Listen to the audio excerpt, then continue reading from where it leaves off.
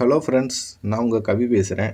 இன்றைக்கி இந்த வீடியோவில் எதை பற்றி பார்க்க போகிறோம்னா, இந்த ராகு கேது தோஷம், நாக தோஷம், கால சர்ப்ப தோஷம் எல்லாமே ஒரே தோஷம்தான். அது என்ன என்பதை பற்றி இந்த வீடியோவில் முழுமையாக பார்ப்போம் வாங்க. இப்போ நிறைய நபர்கள் திருமணம் பண்ணுறதுக்கு போய் ஜாதகம் பார்த்தால் உங்களுக்கு ராகு கேது தோஷம் அல்லது கால சர்ப்ப தோஷம் அல்லது நாகதோஷம் இருக்குது.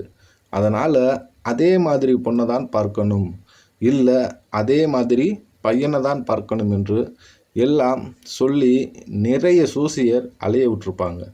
இதில் ராகு கேது தோஷம் இருக்குன்று நிறைய நபர்கள் சொல்லியிருப்பாங்க. சரி, ராகு கேது தோஷம் இது திருமணத்தில் எவ்வாறு பிரச்சனை தரும்? ராகுவும் கேதுவும் பாம்பு. ராகு என்பது பாம்போட தலை, கேது என்பது பாம்போட வால். இது ரெண்டையும் சேர்த்தா ஒரே பாம்பு தான் ராகுவும் கேதுவும். கால சர்ப்ப தோஷம் என்றாலும் பாம்பு தான், நாகதோஷம் என்றாலும் பாம்பு. பாம்பு அதாவது பாம்பு தோஷம். ராகு கேது தோஷம் என்பது பாம்பால் இருக்கக்கூடிய ஒரு தோஷம் என்பது இதிலிருந்து நம்ம தெரிஞ்சுக்கலாம். சரிங்க, இது எப்படி திருமணத்தில் பிரச்சனை பண்ணும்? இப்போ கணவன் மனைவி திருமணம் பண்ணி படுக்கறையில் படுத்துக்கிட்டு இருக்காங்கன்னா ஒரு பாம்பு போய் அவங்க நடுவில் படுத்து பாம்பு படம் எடுக்குமா? அப்படின்னு ஏதாவது பிரச்சனை பண்ணுமா? அப்படிலாம் கண்டிப்பாக கிடையாது. அது நிறைய நபர்கள் கற்பனையில் சொல்லியிருக்காங்க. ராகு கேது தோஷம் என்பது ராகு கேது லக்னத்தில் இருந்தால், ராகு கேது 7ஆம் இடத்துல இருந்தால் அது அவனுடைய திருமண வாழ்க்கையை பிரச்சனையை கொடுக்கும் அப்படின்னு சொல்கிறாங்க. 2-8 இருந்தால் 2 குடும்பம் அதில் பிரச்சனை கொடுக்கும். 8 ராகு கேது இருந்தால் பெண்ணுக்கு மாங்கல்ய ஸ்தானம் அதில் ராகு கேது பிரச்சனையை பண்ணும். அதனால் ராகு கேது தோஷம் இந்த ராகு கேது தோஷம் இருக்கக்கூடிய பையனுக்கும் ராகு கேது தோஷம் இருக்கக்கூடிய பெண்ணை பார்த்து திருமணம் பண்ணணும் அப்படின்னு சொல்லுவாங்க. சரி, கால சர்ப்ப தோஷம் என்பது இன்னொரு விஷயமான தோஷம். அது எப்படி சொல்கிறாங்கன்னா, ராகு கேதுக்குள்ள எல்லா கிரகங்களும் இருந்துட்டா அது கால சர்ப்ப தோஷம் என்று சொல்கிறாங்க. இல்லை, இது ரெண்டையுமே சேர்த்து நாகதோஷம்னு சொல்கிறாங்க. சரி, நம்ம சோசியக்காரங்க எதை வச்சு சொல்கிறாங்கன்னா, ராகு கேது லக்னத்தில் 7ஆம் இடத்துலையும் 2ஆம் இடத்துலையும் 8ஆம் இடத்துலையும் சம்பந்தப்பட்டு இருந்தால் அது திருமண வாழ்க்கையில் பிரச்சனையை தரும் என்று அவங்க சொல்கிறாங்க. சரி, அவங்க சொல்கிறதுல உண்மை இருக்கா? ஓகே, இருக்குதுன்னே வச்சுக்கோங்க. அவங்க சொல்கிறதுலையும் ஒரு லாஜிக் இருக்குதுன்னே வச்சுக்கோங்க. ஆனால் இந்த லாஜிக் 1% கூட உண்மை இல்லை. நான் கண்டிப்பாக சொல்கிறேன், இதில் உண்மையே இல்லைங்க. ஏன்னா என்ன காரணம் அப்படின்னா, இந்த சோசியத்தை நமக்கு அளித்தது உங்கள் அப்பாவும் இல்லை, எங்கள் அப்பாவும் கிடையாது. மாபெரும் மகாரிஷிகள் தான் இந்த ஜோதிடத்தை மனிதர்களுக்கு கொடுத்துருக்காங்க. அவங்க ஒரு தோஷம் என்று சொன்னால் அவங்க சொன்ன விதம் வேறு, நாம் புரிந்துக்கிட்டது வேறு. புரிஞ்சதுங்களா? உங்களுக்கும் எனக்கும் தான் கல்யாணம் ஆனதுன்னா குடும்பத்தில் மனைவி கூடவோ அல்லது கணவன் கூடவோ பிரச்சனை வந்தால் அது பெரிய விஷயம் நமக்கு. ஆனால் ரிஷிகளுக்கு திருமணம் என்பதே ஒரு பெரிய விஷயமே கிடையாது. அதனால் அவங்க இந்த மாதிரி முதல்ல ஓகே, இன்ஃபேக்ட் ராகு கேது திருமணத்தில் தடை உண்டு பண்ணும்னா இதுக்கு திருமண தோஷம் என்று தானே சொல்லணும். அப்புறம் ஏங்க ராகு கேது தோஷம், கால சர்ப்ப தோஷம், நாகதோஷம் என்று பல பெயர்கள் சொல்லணும்? ஏன் எவராது ஒருத்தர் திருமண தோஷம் என்று சொல்லவே இல்லையே? இது எல்லாமே நாம் உருவாக்குனது. புரிஞ்சுதுங்களா? வாங்க இதை பற்றி முழுமையாக பார்ப்போம். இது எல்லாமே ஒரு நாகத்தை வச்சு தான் குறிப்பிடுறாங்க, ஒரு பாம்பு வச்சு தான். முதல்ல பாம்புனா என்ன? நம்ம எல்லோரு உடலிலும் பாம்பு இருக்குங்க. ஆணாக இருந்தாலும் சரி, அது பெண்ணாக இருந்தாலும் சரி, பாம்பு இருக்குது. யோகத்தில் இந்த யோகா பண்ணுறவங்களுக்கு எல்லாம் நல்லா தெரிஞ்சிருக்கும் என்று நினைக்கிறேன். குண்டலினி யோகம், குஷ்டி யோகம், அந்த யோகம், இந்த யோகம் அப்படின்னு யோகத்தோட முக்தி நிலை, அதாவது உச்சநிலை தான் ஒரு யோகம் பண்ணுனா நம்ம அடி வயிற்றில் நம்ம மூலாதாரத்தில் இருக்கிற ஒரு பாம்பு வெளிப்படும். அந்த பாம்புனா என்ன? ஈஸியாலாம் ஒன்றும் வெளிப்படாது. நான் ஒரு நாளைக்கு 1/2 மணி நேரம் யோகா பண்ணிவிட்டு ஆஃபீஸ் போயிட்டு வந்துட்டு இருக்கேன். சண்டேல வந்து நல்லா பிரியாணி வெளுத்து வாங்குகிறேன். ஒய்ஃப் கூட ஜாலியாக இருக்கேன். இப்படி இருந்துட்டு அந்த பாம்பு வளருமா?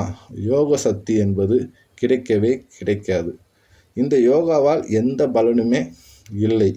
யோகா ஒருத்தர் முறையாக செய்து அதோடு சக்தி நல்லபடியாக அடைந்தால் என்றால் கடைசியாக கிடைப்பது அவருடைய மூலாதாரத்தில் உள்ள பாம்பு என்பது வெளிப்படும் என்றால் சந்தோஷம் என்பது அவருக்கு வெளியே தேட மாட்டார், தனக்குள்ளே கிடைக்கப் பெறுவார். இது உங்களுக்கு குழப்பமாக இருக்கும். அவங்க திருமண தோஷம் என்று சொல்கிறாங்க, இவர் என்னென்னமோ மாற்றி மாற்றி சொல்கிறாரே என்றெல்லாம் யோசிக்காதீங்க. நம்ம யாரை கடவுளாக வழிபடுறோம்? சிவன், விஷ்ணு, அப்படி தானே எல்லோரும் சொல்கிறீங்க. ஏதோ கடவுள்னா ஒரு சிலர் சிவனை சொல்லுவாங்க, இல்லை ஒரு சிலர் விஷ்ணுவை சொல்லுவாங்க. அதானே சரி. சிவன் விஷ்ணுவுக்கும் இருக்கிற ஒரே ஒரு ஒற்றுமை இருக்குது. சிவன் பார்த்திங்கன்னா தன்னோட கழுத்தில் பாம்பில் அணிஞ்சிருப்பார். விஷ்ணு பார்த்திங்கன்னா பார்க்கடலில் பாம்பு மேலே அவர் படுத்திருப்பார். எவர் ஒருவர் தன் உடம்புல மூலாதாரத்தில் உள்ள பாம்பை வெளியே எழுந்து கொண்டு வர்றார்களோ அவர்கள் மனிதனாக மட்டுமல்ல கடவுளாகவே மாறிவிடலாம்.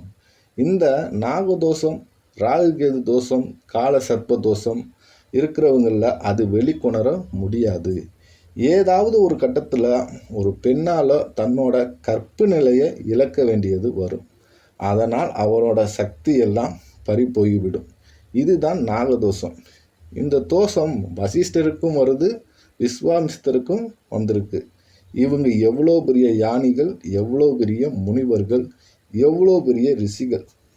இருந்தாலும் ரம்பையும் ஊர்வசியும் என்ற தேவகுல பெண்களோடு இணைந்ததுனால இவர்களுடைய சக்தி ஒரு நிமிடத்தில் பறிபோய் விட்டது. இதுதான் ராகுகேது தோஷம். புரியுதுங்களா? எல்லாருமே குழப்பிட்டு இருக்காங்க. திருமணத்துக்கும் இதுக்கும் துளி கூட சம்பந்தமே இல்லை. இது திருமணத்துக்கும் எப்படி சம்பந்தப்படும் கேட்கிறேன். ஒரு பாம்புக்கும் திருமணத்துக்கும் என்னங்க சம்பந்தம்?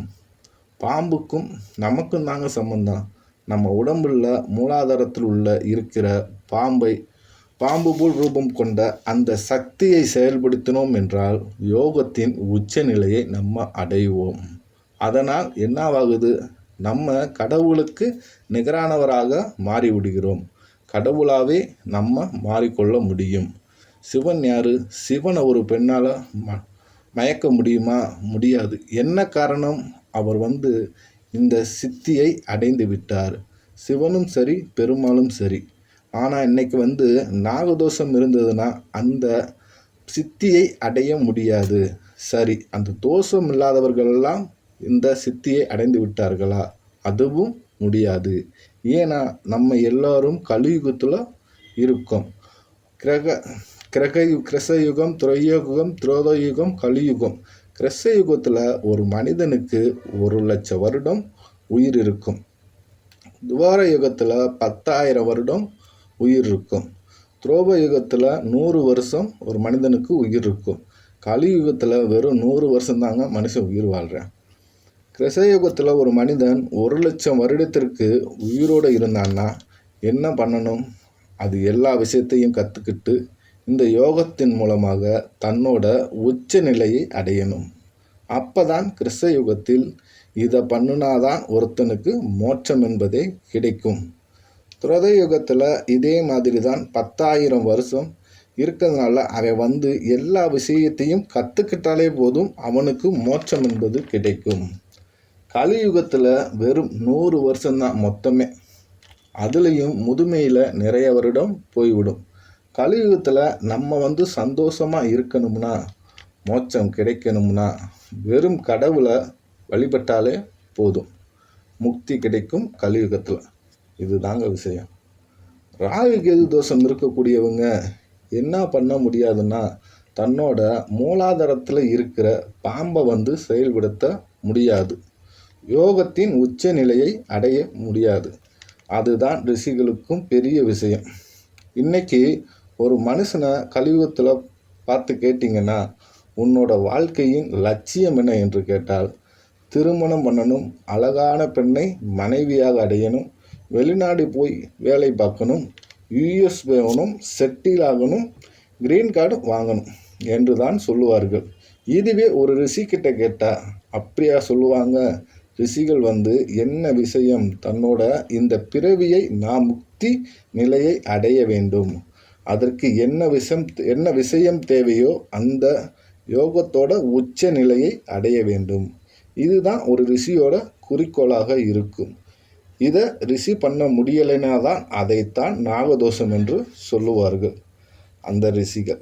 இதை புரிஞ்சுக்காம இன்னைக்கு ஒவ்வொருத்தனும் ராகு கேது தோஷம் இருந்தால் திருமணம் அதே மாதிரி தான் பண்ணணும் எப்படி இப்படின்னு சொல்லிட்டு புல்ட்டா விட்டுக்கிட்டு இருக்காங்க. அதில் எல்லாம் துளி கூடவும் உண்மை கிடையாது. ராகு கேது தோஷம், கால சர்ப்ப தோஷம், நாகதோஷம் திருமணத்துக்கும் இதுக்கும் துளி கூட சம்பந்தமே கிடையாது. புரிஞ்சுக்குங்க. தேங்க்யூ. ரொம்ப நன்றி மக்களே.